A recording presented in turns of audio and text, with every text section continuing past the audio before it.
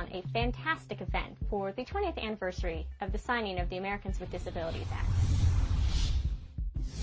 The Americans with Disabilities Act was signed on July 26, 1990, and there were many different organizations at this celebration to be on hand for people who have questions or just want to know more awareness about people with disabilities. And Guide Dogs for the Blind was one of them. Ricky and I were joined by Mariana and Madeline, and our guide dog raising leader, Robin, and her niece, Alana, and their new puppy, Pongo. So we all volunteered our time to be on hand to answer any questions and bring awareness to the guide dog organization. Of course, being only 11 weeks old, little Pongo was the star. Little Pongo is an adorable yellow lab male, and Ricky was actually fascinated with him and did a really nice calm job with being around him and set a pretty darn good example. Having a puppy at the booth often brings a lot of attention. People want to come over and pet the baby puppy, and it's a great thing to have when you're having a booth to bring people towards your booth. Even though Mariana isn't officially part of the guide dog program, she's nice to have on hand because she's very friendly with the public and loves the attention, and people just seem to flock towards her. She's a great looking dog with a really nice personality, and you just can't help but want to reach down and pet her. So she's a great ambassador for the organization. There were a few other service dog organizations on hand also. There was Canine Companions for Independence, where Ricky's dad is from, and there was also the Hearing Dog School that provides dogs for hearing impaired people. They were very generous and giving us a nice little demonstration of how cute and adorable and fantastic their dogs are. Ricky's now getting towards her teenage stage, and she's proven to have a little bit of a stubborn streak. So we decided to work on some obedience, and as you'll see, she clearly needs some more work with this. So a great way to work on training and also bond with your dog and have some fun is to set up an obedience course. Now I took Eli through the course to give you guys an example of how the course should be run.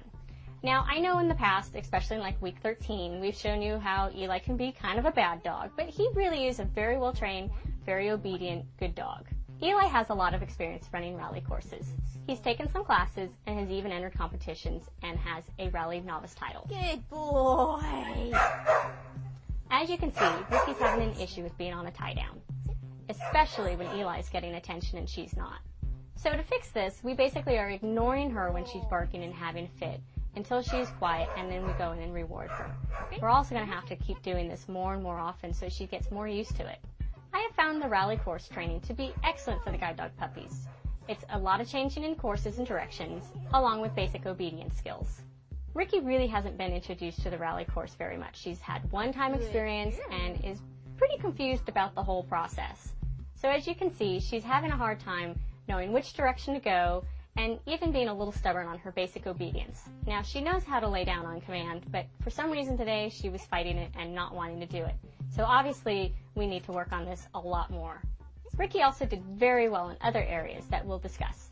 She did a fantastic job on the weave cone. She stayed right with me and went in and out without getting out of her heel position. She also handled the different types of turns very well. We did numerous types of turns. We did left turns, right turns, we did 270-degree turns, we did 360-degree turns, and she stayed right with me even though we were making left and right turns. She did fantastic. This is a fantastic exercise to do with Ricky. It helps her to maintain focus and also has a lot of fun doing it. She seemed to really enjoy herself even though she was a little confused, and she was very happy and excited for being rewarded when the exercise was finished. It's been a little while since we've asked our viewers any questions. So this week we'd like to know, what type of training would you like to see more of? Would you like to see Ricky on more outings or us doing more types of obedience training? We'd really like to know. Also, a huge shout out to the artists involved in making the show possible. Thank you again. And if you really like the sights and sounds of the new look, make sure you check out their thumbnails that links you to their YouTube pages. And once again, thanks for watching, and I'll see you next time on Growing Up Guide Pup.